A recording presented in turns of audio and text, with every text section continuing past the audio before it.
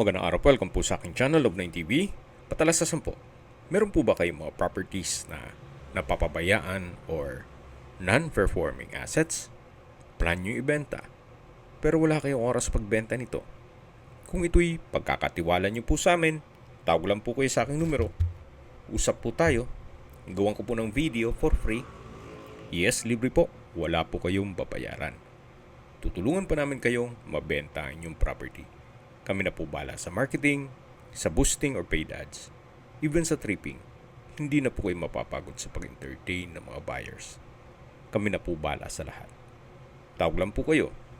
Nandito po tayo ngayon sa Muntinlupa City kung saan meron po tayong bagong video presentation. Isang house and lot na may swimming pool. Ito po yung corner lot at may lot area na 809 square meters at ang floor area ay 810 square meters more or less. Tungkol naman sa dokumento nito, ito po'y titulado, buhay po ang may-ari, kaya wala po kayong maging problema sa documentation o sa transfer ng title. Napakaganda po ng lokasyon, malapit po sa lahat ng business establishments. Pati po SM Muntinlupa.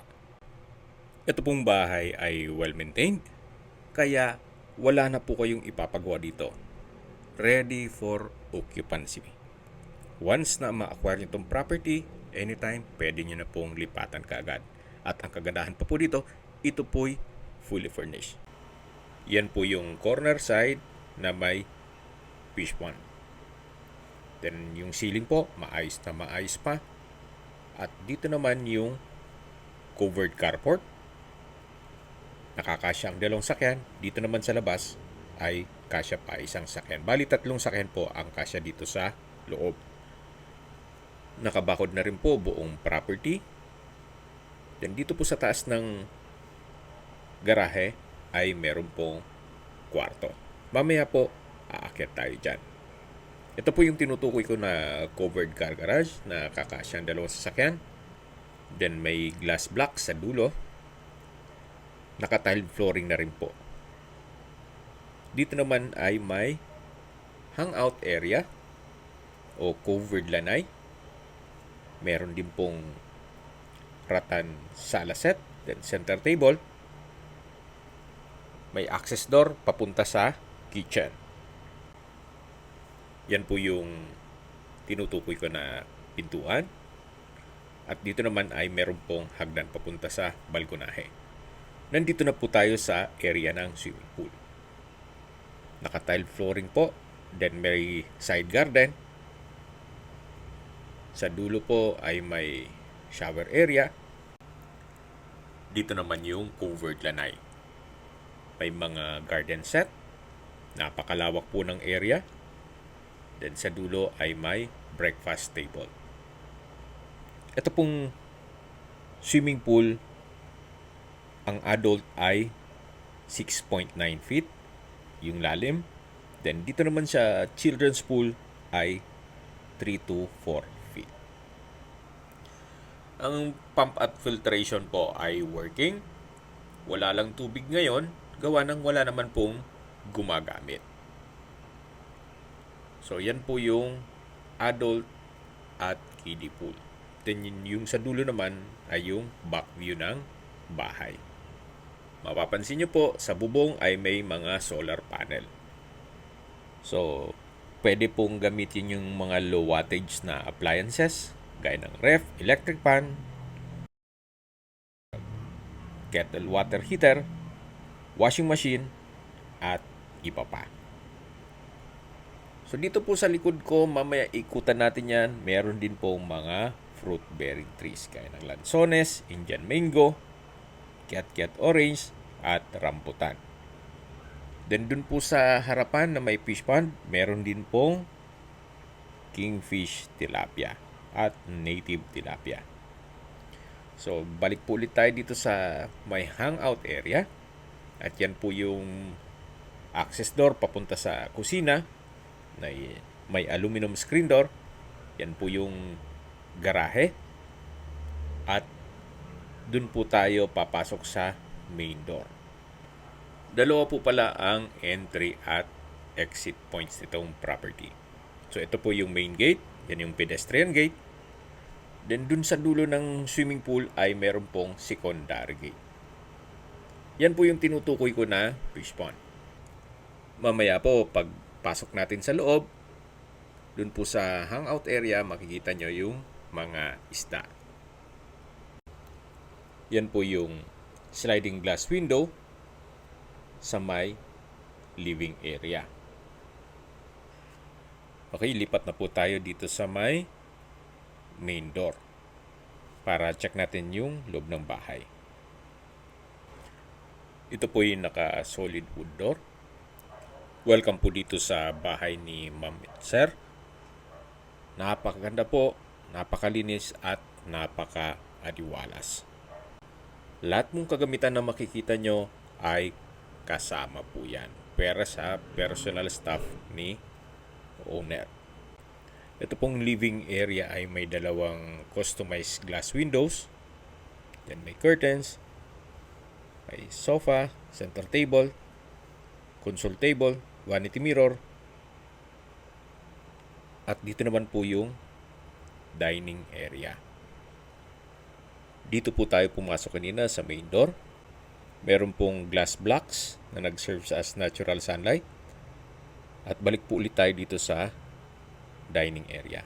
Meron na rin pong 8-seater dining set. At yan po yung open below.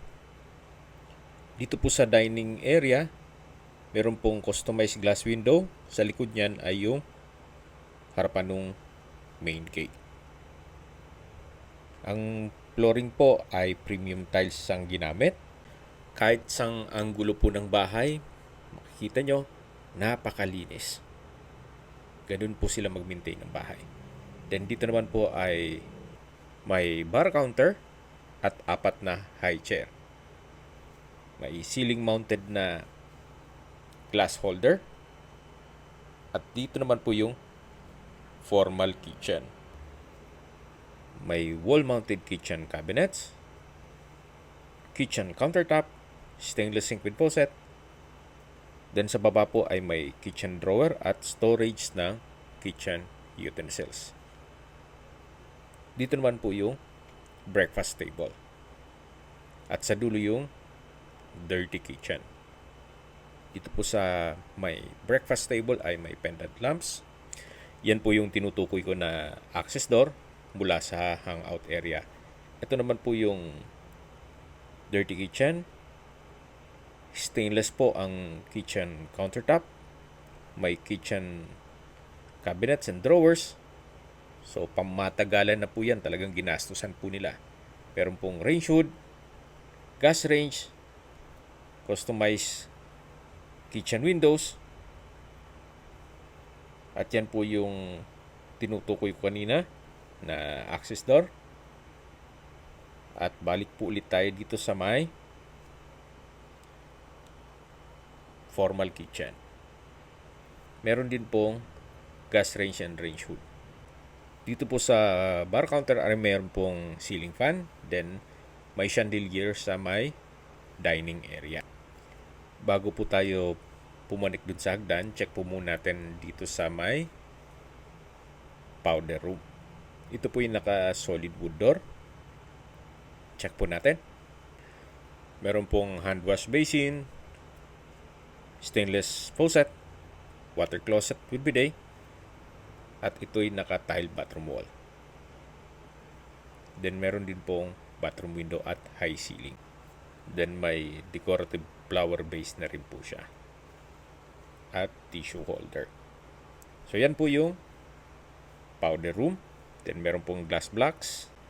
At babalik po ulit tayo dito sa may dining area. Mula po dito, matatanaw natin yung living area. Malaking bagay po itong mga glass blocks. Mas nakakapaaliwalas at meron pong natural sunlight. Dito naman po ay may malaking wall mirror. Mas nakakapalaki po ng area. Ito naman po yung French door design na papunta naman sa covered lanai o hangout area na kung saan mas malaki po ito. Then dito po yung tinutukoy ko na fish pond na meron pong mga isda. Then natural stone po ang disenyo. Sarap pong kape kayo every morning dito. Papakain ng mga isda. So yan po yung corner side. Then pag diniretso mo yan, dun po tayo yung sa may pedestrian gate. Yan po yung glass window. Ito po yung access door papunta sa living area. Yan po, napakalawak pa po nito. Then meron pong aquarium. Ito pong rattan set na may center table. Kasama po yan. May ceiling fan. Then naka-tile flooring na rin po. Balik na po ulit tayo dito sa loob. So pagpasok po natin, yan po yung living area. High ceiling, may chandelier. Then sa dulo yung main door. At meron pong 3 steps na stairs. At ito po yung naka-wood parquet. Dito po ay may coffee table. At yan po yung hagdan papunta sa mga kwarto. Ito naman po ay may glass wall. Sa likod po niyan ay yung family area. Pwede rin gawing music room o entertainment room.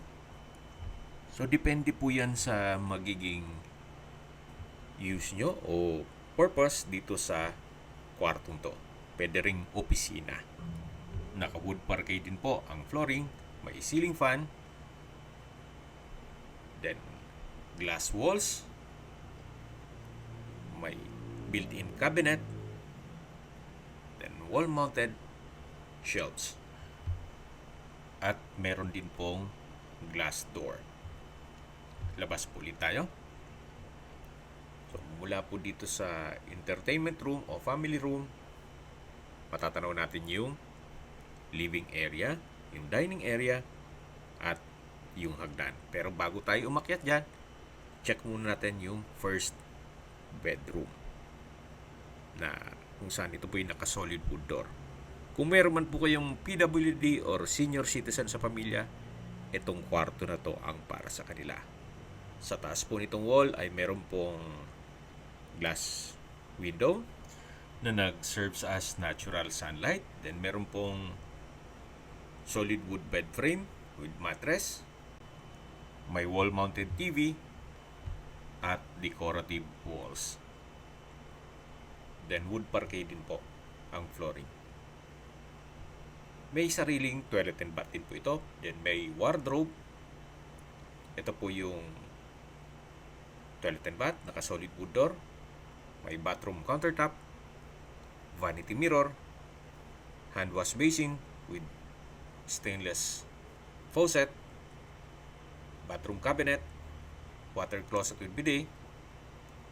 Then meron pong shower curtain, hot shower set, tile bathroom wall, bathroom window. At ito po'y high ceiling. So ito po yung toilet and bath dito sa first bedroom. Yan po yung wardrobe. Then may drawer and dresser. At malaki naman po ang espasyo nito. Labas na po tayo dito sa first bedroom. Akyat na po tayo dito sa hagdan. At ito po yung naka wood parquet na staircase, naka wooden handrail at railing. Kung sakali man po na mas gusto ng ating kapamilya na senior or PWD, dito sa second floor, meron na pong small home elevator na nagkakahalaga yan ng mga 300 to 500,000 pesos. So, depende po sa magiging design. Then, pag akyat po natin dito sa second floor, meron pong mga bookshelves, glass blocks, then ito po yung open below. Meron din po palang split type aircon dito sa living area. So, dyan po tayo makyat. Doon po yung family area at ito po yung stairs.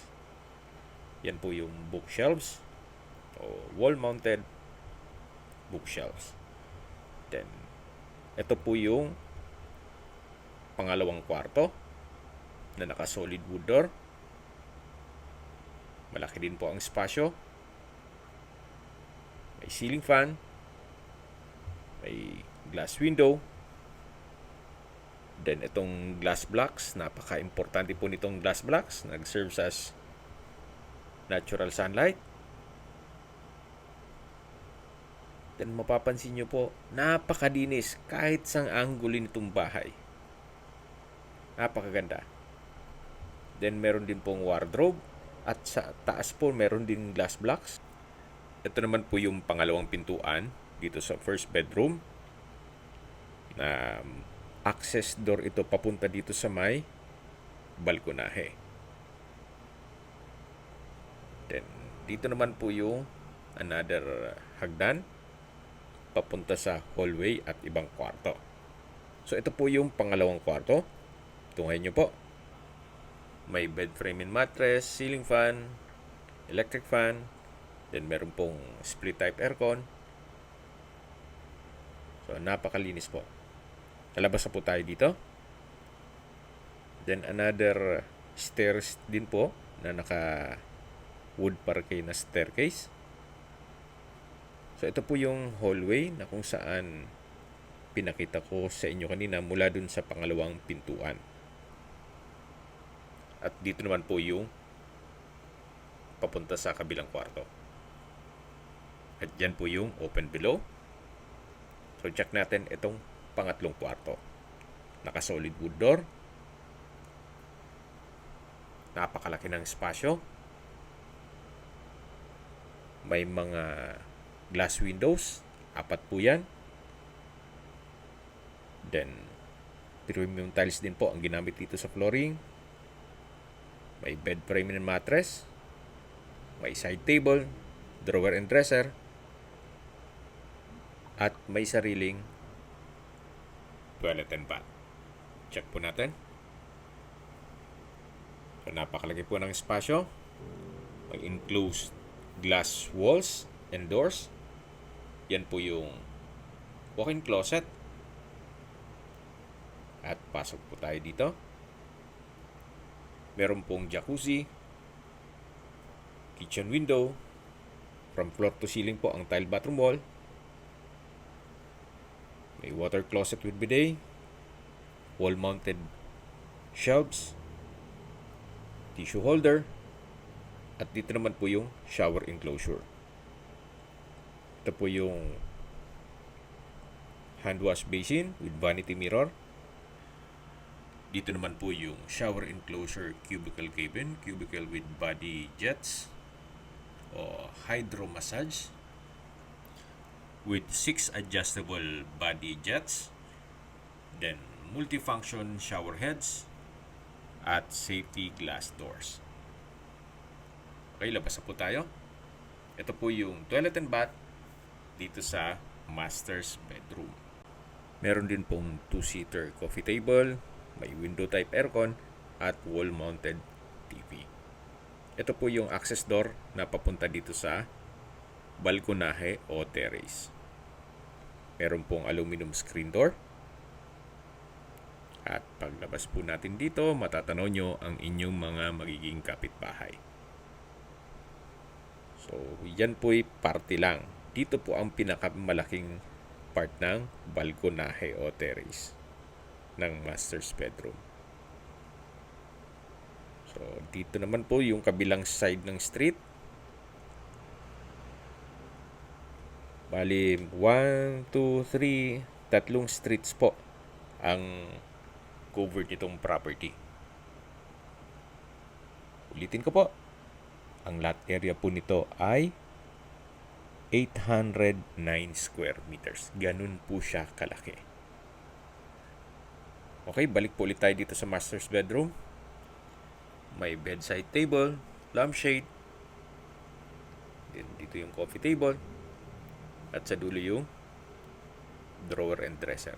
Yan po yung toilet and bath kung saan dyan na po tayo galing kanina. Ito po ulit yung hallway. Then, yan po yung hagdan.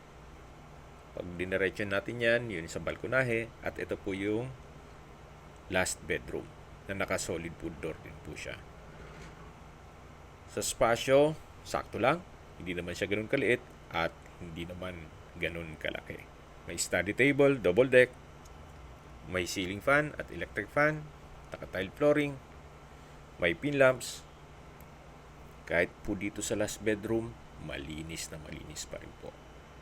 Paglabas niyo po dito sa kwarto, yun po yung master's bedroom kung saan na-check na natin yan. At dito naman po, yung access papunta sa balkonahe.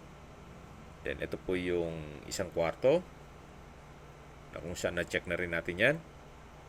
Dito naman po ay yung common toilet and bath. Naka-solid wood door din po ito at napakalaki din po ng espasyo. Naka-tile bathroom wall, may bathroom window, hand wash basin, vanity mirror, water closet with bidet, then meron din pong shower enclosure. May overhead shower at body shower. So ito po yung common toilet and bath. At lalabas na po tayo para check natin yung ibang parte nitong bahay.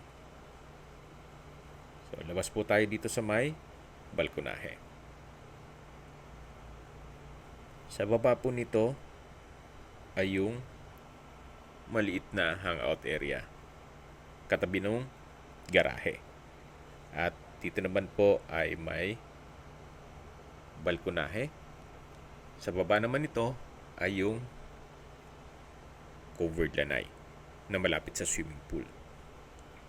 Ito pong swimming pool ay may running water, may falls, may shower, may fountain, at romantic lights. Then dito po ay may banyo. Ito po yung ginawang service area. So maximize nila yung space. At dito naman po yung hagdan na papunta naman sa roof deck o view deck.